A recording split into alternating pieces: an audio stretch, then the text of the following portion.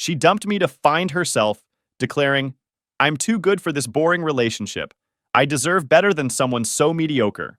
Then slept with an 17-year-old and told everyone I cheated. So I got her arrested, fired, and she watched me date her old roommate.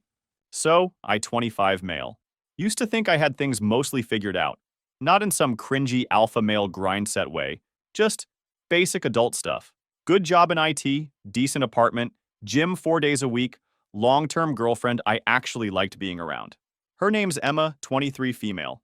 Smart, funny in a dorky way, loved true crime, and doing those terrible British accents while narrating her skincare routine.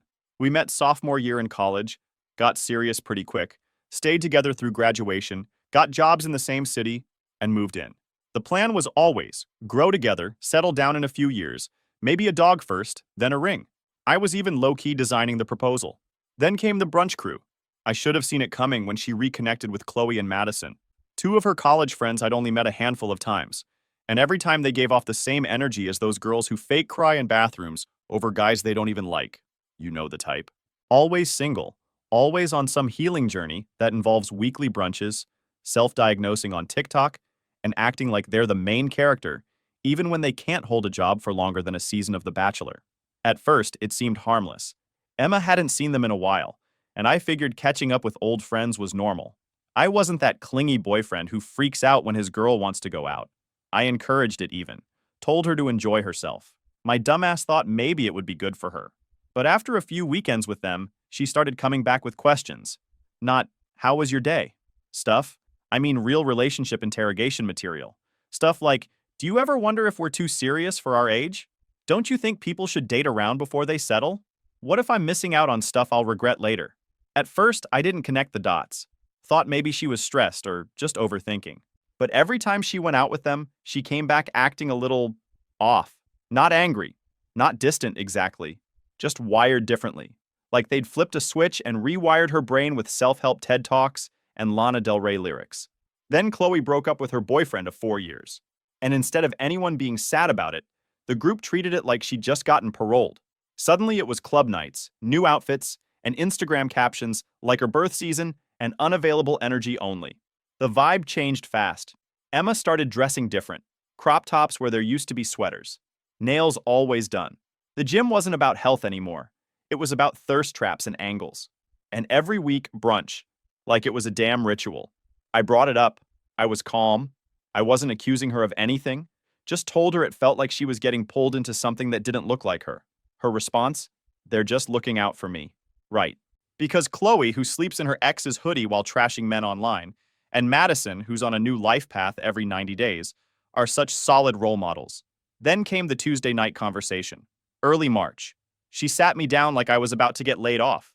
Told me she loved me but needed space to figure herself out. That she'd never really been single. That maybe she rushed into commitment and just needed time to experience life. I didn't yell. I didn't beg. I just sat there, hearing her say words that didn't even sound like her. She packed a bag that weekend. By Sunday, she was gone. You ever watch someone walk out of your life like they're stepping onto a flight they've been planning for weeks? Like they've already imagined the departure gate, the Instagram post, the comments from their friends hyping them up for their glow-up journey? That's how it felt. And then, like clockwork, she was online, all over it. Within a week, she had a new vibe. Bright nails, contour I'd never seen before, tagged at rooftop lounges with the same crew that kept telling her she was too young to be tied down. She called it growth. I called it performance.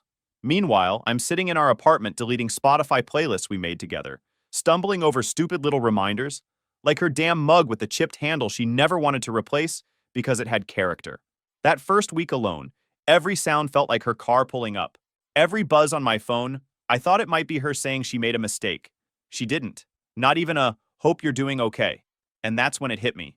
She didn't just leave, she vanished. Like the last 2.5 years didn't count for anything. Like I was some live-in boyfriend trial version she could uninstall the second her friends started talking about how Zingle is a vibe. I got blindsided by how easy it was for her to flip the switch. Like we never mattered. You ever feel like a placeholder in your own relationship? I kept telling myself maybe I was too safe, too stable, too normal. But the more I thought about it, the more I realized something kinda ugly. She didn't leave because I wasn't enough. She left because being grounded doesn't photograph well. Loyalty doesn't get likes. and good boyfriend doesn't sell at brunch. So yeah, that's how it started. The girl I planned to propose to bailed on our relationship like it was holding her back from going viral. And that was just the beginning. After Emma left, I was okay. It was more like numb. Like something in my chest just shut off and left me stuck in limbo. Meanwhile, she was everywhere online. Not just once or twice. I mean full-blown transformation arc. Every day it was something new.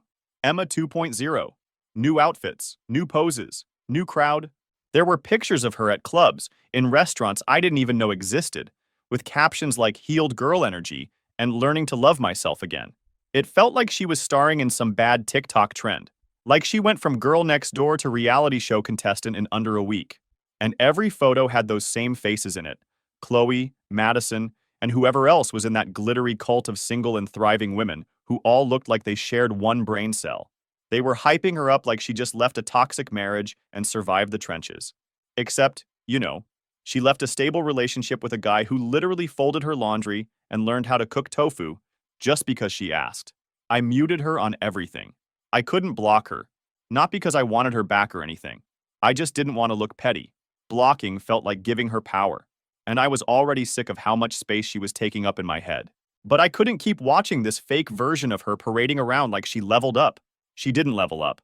She downgraded to Instagram attention and meaningless late-night car rides with people who barely knew her last name. So I went dark, started putting in more hours at work, picked up weightlifting again, got back into gaming with my boys. I still came home to an empty apartment, but at least it wasn't just me and her abandoned, half-used face masks anymore. I didn't talk about it to anyone. Not really. What was I supposed to say? Hey, remember that girl I thought I was gonna marry? She left me because her brunch friends convinced her being loyal in your 20s is a disease. It sounds pathetic even in my own head. At the beginning, I used to think to myself, did I cause this? Was I boring? Too consistent? Did I make her feel stuck? I replayed conversations over and over again. Times when I could have said something different, been more spontaneous, taken her to more places, bought flowers more often. You start creating this fantasy version of yourself. Like if you'd just done X, Y, or Z, maybe she wouldn't have walked out. But deep down, I knew better. This wasn't about me. Not really. It was about how easy it is to get swept up in people who tell you the grass is always greener. The brunch squad didn't want her to be happy. They wanted her to be available. Being single validated their own choices. Being in a healthy relationship made them look bad. Like maybe the problem was them and not all men. So they chipped away at her. And she let them. That's what hurts most. Not that she changed, but that she handed them the tools to wreck something good and just let them do it. She never reached out. Not even once. No late night, I miss you. No, just wanted to check in. Nothing. And I didn't want her to. I was just shocked how easy it was to brainwash her. She didn't just leave me. She left herself. Or at least the version of her I fell in love with. That girl vanished. And what replaced her? Some clout-chasing Instagram NPC who couldn't go a day without reminding the world she was glowing up. Yeah. Okay. So that's where I was. I didn't even want closure at this point. But what I didn't know then? I'd get something better than closure. I'd get the truth. And when it came, it wasn't just satisfying. It was like watching a movie where the villain's monologue accidentally reveals everything. And suddenly, it all makes sense. So about 3 months go by. Long enough that the fog starts to lift. I went back to the little coffee place near my office that we used to hit on Sunday mornings. Just me, headphones, black coffee, minding my business. That's when I saw her. Not Emma. Sarah, Emma's old college roommate. She was sitting at a corner table by herself, reading something on her iPad, hair up in a messy bun, oversized hoodie, just completely unbothered. I almost didn't say anything, but she looked up and noticed me, gave this little, hey, like we were old friends. We weren't, but she was always chill. The opposite of the brunch crew. We did that awkward small talk shuffle. How have you been? You still working at that place? Wild weather lately, huh? Then she goes, you got a minute? I nodded and sat down. And then, without even warming up, she hits me with, can I be honest? What Emma did to you was really messed up. Just like that. No sugarcoating. No pretending like it was mutual or peaceful or just one of those things. She said it like she'd been holding it in and finally cracked. I blinked. Didn't even know how to respond. So she filled the silence. Turns out she saw it all from the sidelines. Said she and Emma stopped talking as much once the brunch squad came back into the picture. Apparently, Chloe and Madison made it their personal mission to convince Emma that being in a relationship at 23 was basically a death sentence. They were always in her ear, Sarah said, picking apart your relationship like they were doing an autopsy. Like, they would literally sit around at brunch and dissect our arguments, turning normal couple stuff into red flags. If Emma mentioned we disagreed about where to spend the holidays, they'd say I was controlling. If I didn't want to go clubbing with them, they said I was insecure. Every little thing became ammo. Sarah told me Emma pushed back at first, said she still loved me, that I was solid, dependable, all that. But Chloe and Madison had their whole fake deep feminism playbook loaded. Don't settle too young. You haven't even lived yet. You need to find yourself first. All that recycled self-help crap people use to feel better about their own mess. The part that stuck with me?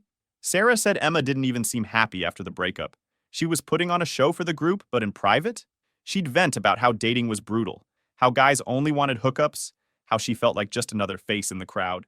But every time she hinted at missing me or second-guessing things, the squad would shut her down, told her it was weakness, that reaching out to me meant she was relapsing, like our relationship was some addiction she had to detox from. That's when I realized Emma didn't just break up with me. She got talked out of us like we were a bad investment. And yeah, she made the choice. She had a whole group feeding her this curated fantasy of what single life was supposed to look like. Constant attention, empowered independence, some kind of spiritual awakening where you become your highest self. But what she actually got?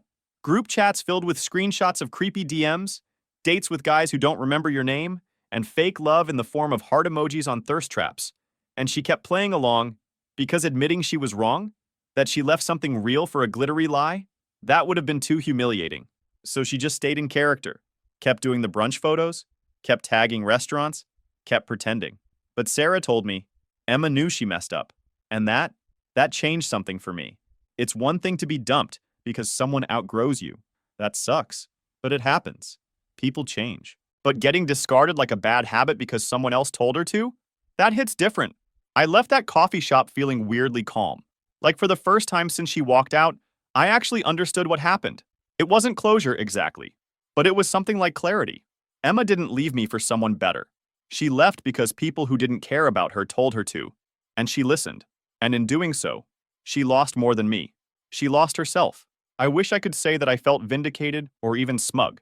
I didn't. I just felt tired. Tired of being the only one who remembered the version of Emma that wasn't trying to impress strangers on the internet. But here's the thing about truth. Once you have it, you stop chasing apologies. I didn't need her to come back. I didn't need her to say sorry. I just needed to know I wasn't crazy for feeling like the girl I loved got replaced by an algorithm-approved imposter. That night, I went home, made dinner, and didn't check her socials once. The silence didn't feel heavy anymore. It felt earned. And maybe, just maybe, that was the start of getting my power back. Fast forward about a month, it was late. Like that weird 12:47 a.m. kind of late where you're not really tired, but you know you should be. I was scrolling YouTube, half watching some guy rant about why the Marvel timeline doesn't make sense, when my phone buzzed. Emma. No intro, no hey, just, can we talk sometime soon? I stared at it. Not because I was shocked. I figured it was coming. I knew it the moment Sarah told me everything. Emma was never built for the fallout. She could handle attention, not silence. She could perform, not reflect. Eventually, the glow-up arc ends, and what's left is who you really are. And I knew eventually that curtain would drop. But still, that text hit me like static. All I could think was, now? After all that? After vanishing? After not reaching out once? After letting everyone think I was the boring ex she outgrew like a pair of clearance rack shoes? And she comes back with that? I didn't respond. Not right away. I gave it 24 hours. Partially because I didn't know what to say. Mostly because I wanted her to sit in the silence. Let her feel what it's like to be the one waiting. When I finally did reply, I kept it dry. Busy this week. Maybe next. I know, passive-aggressive. But I didn't owe her warmth. She walked out like I was holding her back from discovering her truest self. Well, this version of me? He's booked. Schedule's tight, sorry. She followed up a few days later. A little more human that time. Said she missed me. That she hadn't been feeling like herself. That everything got confusing. No kidding. We agreed to meet up. Public place, no drama. I picked a quiet diner we used to hit after grocery runs. Not romantic, but neutral territory. She showed up looking like someone playing dress-up as her old self. Hoodie, minimal makeup, hair down, almost like she was trying to hit reset. Like if she just showed up looking humble, I'd forget everything. She sat across from me, hands wrapped around a coffee cup like it was some emotional shield. I didn't say much. I just let her talk. She started with the hits. I made a mistake. I thought I needed space. I wasn't thinking clearly. All the cliches. But not in some rehearsed way. She looked tired. Her voice cracked a little when she said my name. Then she started peeling it back. Told me the group wasn't what she thought. That the girl gang who hyped her up to leave everything behind got real quiet the second things stopped being fun. That the guys she dated were mostly just trying to hit and ghost. That Chloe and Madison only wanted her around when she was miserable enough to relate. She didn't cry. She looked like she wanted to, but she held it back. Just sat there, trying to make sense of the mess she made like someone sorting through receipts at tax time. And me? I just listened. I didn't offer comfort. Didn't reach across the table. Didn't say, I missed you too. I let her do the math on her own. Let her realize there's no refund policy on burning down a relationship. Then I told her the truth. I'm dating someone. Her face didn't change right away. There was this 3-second delay where you could see the words hit her ears but not register, like her brain refused to compute it. Then she blinked, swallowed, nodded. Oh, okay. But I wasn't done. It's Sarah. That's when it landed. Her whole body language changed. She sat back, like the air got sucked out of her. Her eyes did that thing where they dart around, trying to find something to anchor to. The sugar packets, the menu, her nails, anything but my face. You're kidding. Nope. She tried to play it cool. Said something like, wow, that's unexpected, but I could see it unraveling. She wasn't just shocked.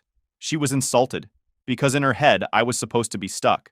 I was supposed to be the safety net, the guy who waited quietly while she went off to find herself. And when the world turned out colder than she expected, I'd be there, ready, still in love, still available. But I wasn't. Sarah and I didn't plan anything. We didn't meet up with revenge in mind. It just happened. We bumped into each other, talked, kept in touch, and one day I realized I didn't feel heavy when she was around. No baggage, no games, just peace, real conversations, and honesty. Imagine that. Emma didn't flip out at the table. She just nodded like she understood, then said she had to go, left a $5 bill on the table, and walked out fast. Like, almost jogging. But 2 days later, the real meltdown started. Texts from mutual friends, DMs from people I hadn't heard from in months. Questions like, yo, did you really cheat on Emma with Sarah? Excuse me? Apparently, she'd been going around telling everyone I was the one who ruined the relationship, that I'd been seeing Sarah behind her back for months, that she found out and that's why she left. I was stunned, not just because of the lie, but because of the boldness. The complete rewrite of reality. Like, she knew the truth. She admitted she left because she got confused. And now she's flipping the script like this is a PR cleanup? I was angry. Not boiling. Break windows angry. But cold. Focused. Because the moment she tried to rewrite history and throw me under the bus to save face, that's when I decided I wasn't going to just defend myself. I was going to prove who she really was. And I had just the tools to do it. So here's the thing. I wasn't trying to start anything. I wasn't on some revenge arc. No plan. No big I'll make her pay montage playing in my head. But when you find out someone's out here telling people you cheated after they ditched you for a glow-up tour, that flips a switch. And not the petty switch. I didn't start calling people or going off in the group chat. I just went quiet, observant.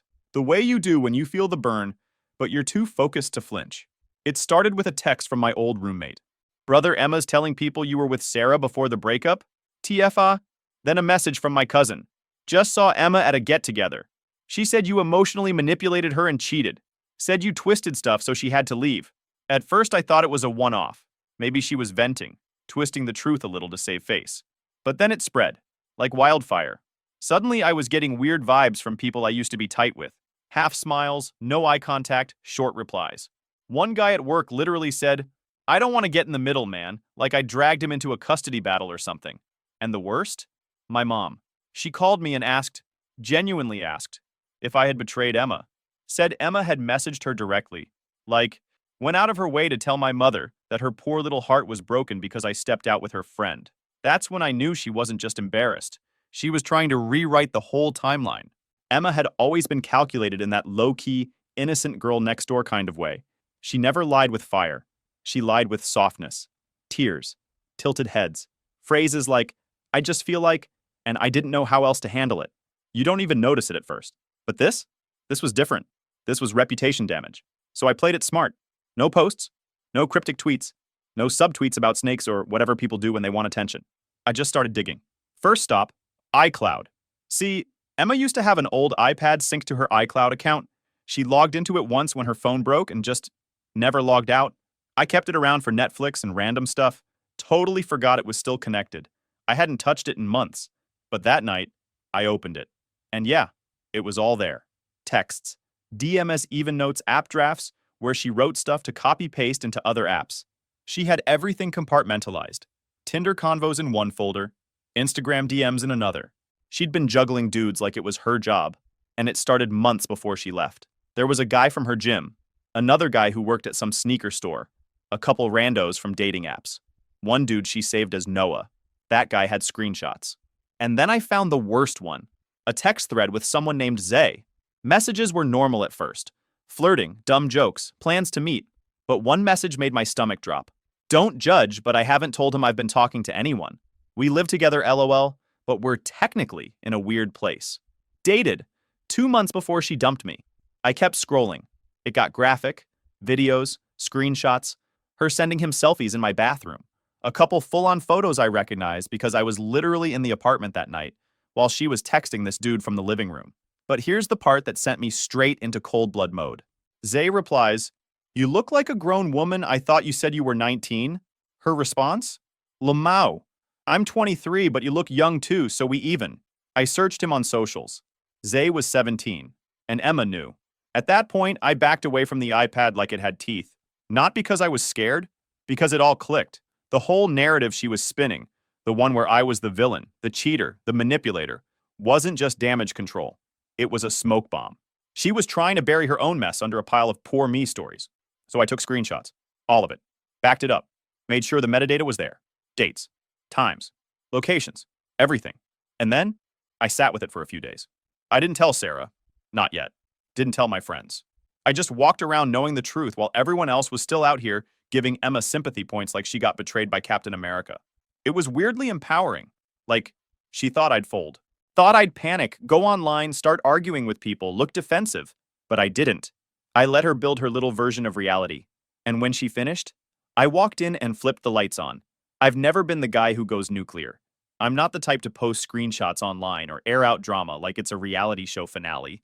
But there's something about being accused of cheating by someone who was actually cheating with multiple guys, including a minor, that flips a switch you don't come back from. And the thing is, I could have gone loud. I could have sent those screenshots to her family, could have dropped them in the group chat with Chloe and Madison, and watched them all scatter like roaches. Could have emailed her job, her old professors. Hell, made a Reddit post and let the internet run wild. But nah, I went surgical. First stop, my laptop. I pulled every screenshot off that iPad and organized them. Not just the texts, the photos, the videos, the timestamps, the GPS tags, the message where she admitted she was 23, the reply where he said he was 17, the video where they were in a hotel room, clear as day.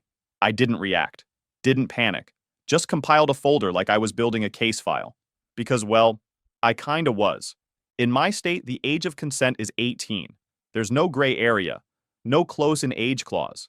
If you're 23 and messing around with a 17-year-old, especially with video proof, that's game over. Doesn't matter if he looked older or lied about his age. You knew, she knew. She even laughed about it in the messages. So I contacted a lawyer first, just to be sure. I booked a consult, walked in, and laid it all out. I was calm, no theatrics. Just showed the evidence. Watch this guy, mid-40s, pinstripe suit, definitely someone's ex-football dad, lean forward and mutter, "Jesus." He didn't even blink. Said I had a legit case. Said I could walk this into the local precinct right now, and they'd have to take it seriously. Statutory sexual assault. Corruption of a minor. Distribution of explicit material. The works. He didn't push me to do it. He just said, if you want to press charges, this isn't going to be ignored. So I did. I walked into the station 2 days later. Folder in hand. I wasn't even nervous, not gonna lie. I knew this was the right thing to do. And the consequences of her actions were about to bulldoze her entire life. And that's exactly what she deserved. The detective looked through the evidence, asked a few questions, then said they'd be in contact. Within a week, they contacted the kid's parents. I didn't expect what came next. The parents were livid. Apparently, they knew he'd been sneaking around with an older girl, but didn't have proof. Emma had been using fake names on social media, ducking around details. But now they had everything. The video, the texts, the receipts. They pressed charges immediately. A day later, I was eating lunch in my car when I saw her name pop up on my phone again, this time a full paragraph. No hey, no can we talk, just straight up heat. I can't believe you do this to me. After everything we had? You really went to the cops? You're seriously trying to ruin my life just because I hurt your ego? This is so vindictive. I didn't do anything to you. This is harassment. That last part? That's what got me.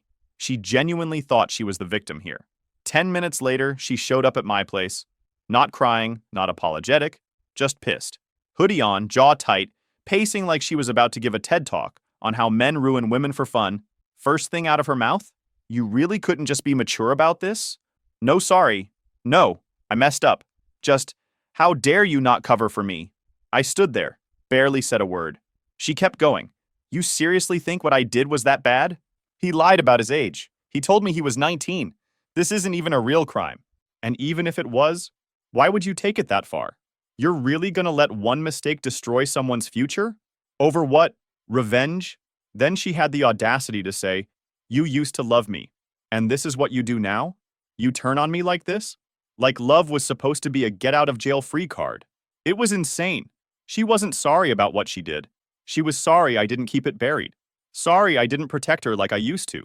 She thought I was gonna roll over, take the blame, and let her keep the nice girl act while I looked like the bitter ex. I told her flat out, you tried to burn my name to the ground, and now you're mad because you finally set fire to your own? She blinked like I slapped her. Then she said the most Emma line ever. You're supposed to care about me. Not do this. Not I'm sorry. Not I'll fix this. Just, you're supposed to care. That was her whole world in a sentence. Actions don't matter, consequences aren't real, and people who love you are supposed to cover your mess no matter what. Nah. She walked out furious. I didn't stop her. She can go scream into the void if she wants. I wasn't her safety net anymore. She wanted smoke. She got the fire. And Emma? She got arrested. 2 nights in county lockup. Mugshot. Holding cell. The whole deal. It was quiet at first. No headlines, just whispers. But you know how these things spread. Someone saw the arrest record online. Someone else mentioned it in a Discord server. Then boom. Wildfire. And the best part? I didn't say a word. I didn't leak anything. Didn't gloat. Didn't even tell Sarah yet. I just watched her little echo chamber of empowered queen friends start shrinking. Chloe? Suddenly quiet on socials. Madison? Unfollowed Emma within days. Nobody wants to be associated with someone facing a felony. But it didn't stop there. See, Emma worked at a small PR agency. Not marketing, like she used to say to sound fancy. Just PR. Local clients. Big on image. Guess what happens when your face shows up in public records under charges involving a minor? Immediate. Termination. Her employer sent an email the same day. They didn't even ask for details. They cited reputational risk and violation of conduct expectations. Translation? They didn't want her name anywhere near a pitch deck. Just like that. Jobless. I wasn't dancing on the table or doing some petty celebration lap. I just felt clean. Like I'd finally scraped off the last bit of poison she left behind. This girl tried to destroy my name. Tried to turn me into the villain in a story she wrote. She spread lies so confidently that even people who knew me started to second guess. And all the while, she was hiding the kind of secrets that end careers, damage people, and ruin families. And the second it caught up to her, she vanished, unfollowed me, deleted her socials, went full ghost. I didn't chase, didn't need to. Because the truth? I wasn't trying to ruin her life. I just wanted mine back. All I did was press rewind and let the truth play at full volume. She made the choices. I just showed the receipts. At this point, it had been maybe 2 weeks since the arrest. Her socials were gone. Friends weren't mentioning her anymore. Even Chloe and Madison went suspiciously quiet. No brunch posts. No cryptic real ones, no captions. Just silence. Like they were all trying to pretend they hadn't been cheering her on 3 months ago when she was living her Zingle Queen fantasy. I thought that was it. Honestly, I didn't expect to hear from her again. Thought maybe she finally got the message, or at least got busy with lawyers and court dates and, facing the consequences of her own decisions. But then I opened my door one evening, and there she was. No warning, no knock, just standing there. Emma, hair tied back, no makeup, Hoodie with the sleeves pushed up like she'd been wiping tears. Face puffy, but not fresh crying. Like she'd cried, cleaned up, and showed up thinking that would be enough. I didn't say anything. She didn't either. Just looked at me like I was supposed to know why she was there. Finally, she spoke. I ruined everything. That was it. No let-in, no can we talk? Just that sentence. Like a confession to a priest or something. I stepped out, closed the door behind me. Didn't need her in my apartment. I didn't care if it was 30 degrees outside. She lost the right to cross that threshold the day she tried to destroy my life and pin her mess on me. She started talking fast, like she was trying to cram everything into one breath before I could shut her down. I didn't think it would get this far. I was scared. I didn't know what to do. Chloe told me not to say anything. I thought you hated me. And when I heard you were seeing Sarah, I snapped. I wasn't thinking straight. She kept going, pacing, pulling sleeves over her hands, trying to play both pitiful and self-aware. A delicate balance she'd always been good at. I miss how things were. When it was us. Before I got in my head. Before they started planting doubts. I let her talk. Let her get it all out. She apologized. Said she felt alone. Then came the part I was expecting.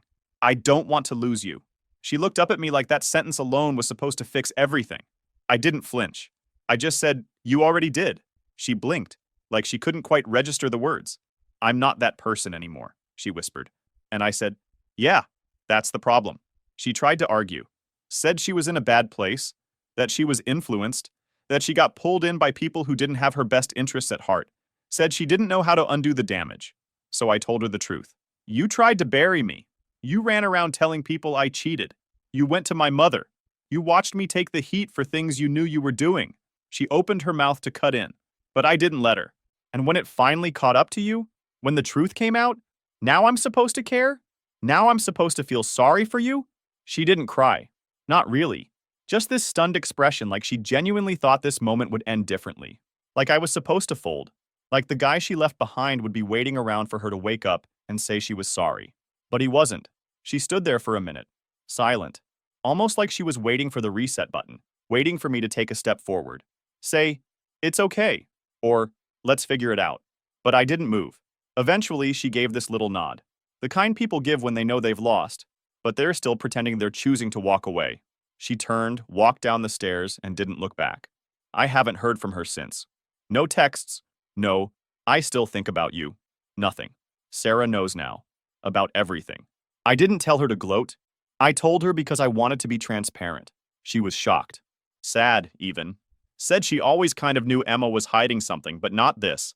And then she just hugged me and said, good for you, for not letting her win. We're doing well, by the way. Sarah's not a rebound. She's not a revenge relationship. She's just real. No drama. No games. Just easy conversations, inside jokes, and peace. Something I forgot existed. And Emma? Last I heard, she moved back in with her mom. Charges are still pending. Reputation's gone. Career's toast. Chloe and Madison? They're out clubbing with a new queen. That's how it works in their little ecosystem. One drops, the next one slides into the spotlight. But me? I'm good. And not Instagram good. Real good. Because sometimes the best revenge isn't ruining someone's life. It's living yours in a way they'll never get to be part of again.